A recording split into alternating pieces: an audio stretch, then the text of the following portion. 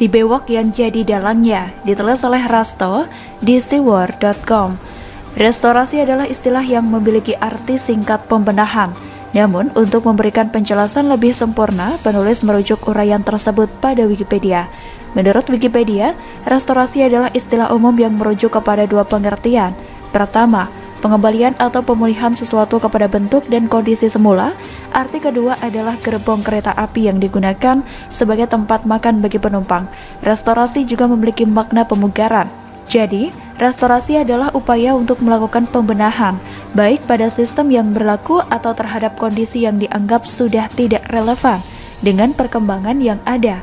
Restorasi merupakan terminologi yang dimanfaatkan sebagai gimmick, menjadi jargon khas yang diusung oleh partai politik bernama Nasional Demokrat atau Nasdem. Sebagai partai yang didirikan pada 11 November 2011, Nasdem mampu mendobrak dinamika politik yang cenderung monoton. Melalui manuver yang out of the box, Nasdem adalah partai yang berani berbicara dan meyakinkan partisipan bahwa Nasdem adalah partai yang memberikan dukungan tanpa mahar, walau hanya sebatas di atas kertas. Namun hal tersebut terbukti cukup ampuh memberikan dampak psikologis masyarakat secara luas. Tampillah Nasdem sebagai partai progresif yang diharapkan mampu melakukan restorasi di segala bidang. Sampai muncul sikap Ketua Umumnya Surya Paloh yang dianggap memberikan lampu hijau terhadap Anies Baswedan, gubernur yang sudah tidak bisa diharapkan memiliki kemampuan dan keinginan untuk membangun provinsi yang dipimpinnya. Dan pertemuannya dengan Ketua Umum Golkar Erlangga Hartarto di pulau milik pribadi Surya Paloh, menurut spekulasi penulis bahwa pertemuan itu dilakukan Nasdem sebagai langkah ancang-ancang yang mengindikasikan rencana Nasdem yang berencana untuk hengkang dari koalisi partai pendukung pemerintah saat ini. Walau hal itu dilakukan dengan dalih merekatkan hubungan semata dan bukan untuk membicarakan mengenai konvensi partai, namun retoris ini menjadi tidak logis dan syarat dengan diplomasi politis.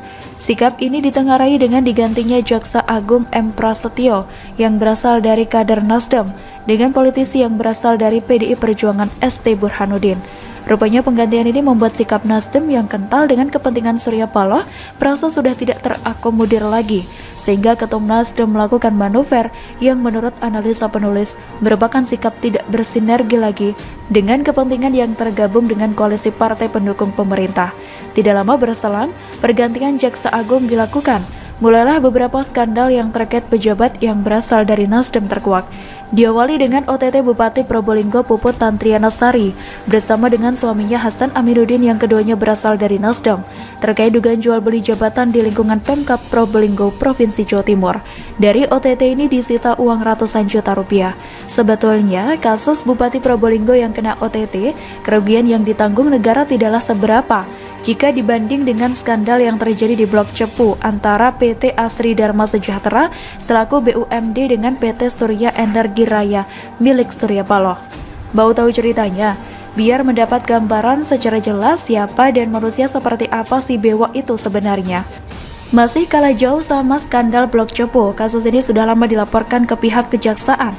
Dan adanya 15 tahun penyidikan keterlibatan Bupati dalam participation interest atau PI Blok Cepu dengan PT Surya Energi Raya atau PT SER tidak tuntas. PT Surya Energi Raya adalah milik Surya Paloh dan direkturnya sekarang Sugeng Suparwoto dari Nasdem.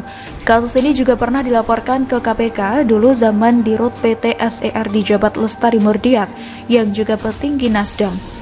Laporan dugaan korupsi yang dulu ke KPK terkait pembayaran dividen hasil keuntungan atas kerjasama PI antara Pemkab Bojonegoro dan PT SER dianggap telah merugikan keuangan daerah Bojonegoro.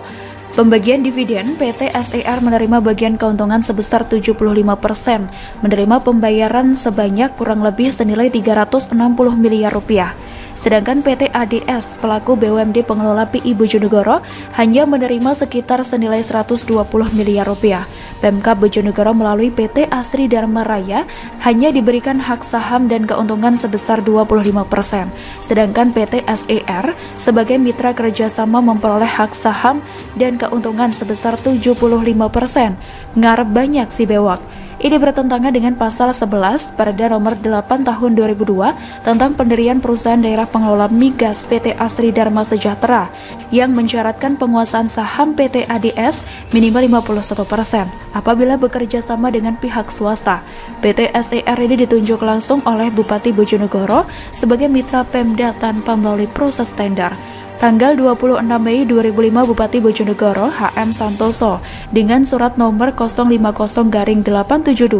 050-872-412-12-2005 melakukan penunjukan langsung PT Surya Energi Raya. Selama 15 tahun, 3 orang Bupati Bojonegoro kong kaling kong dengan PT SER milik Surya Paloh dan merugikan rakyat karena pembagian keuntungan yang tidak sesuai dengan undang-undang. Mereka bisa bebas 15 tahun, karena selama 15 tahun ini kejaksaan dikuasai oleh orang-orang Nasdem.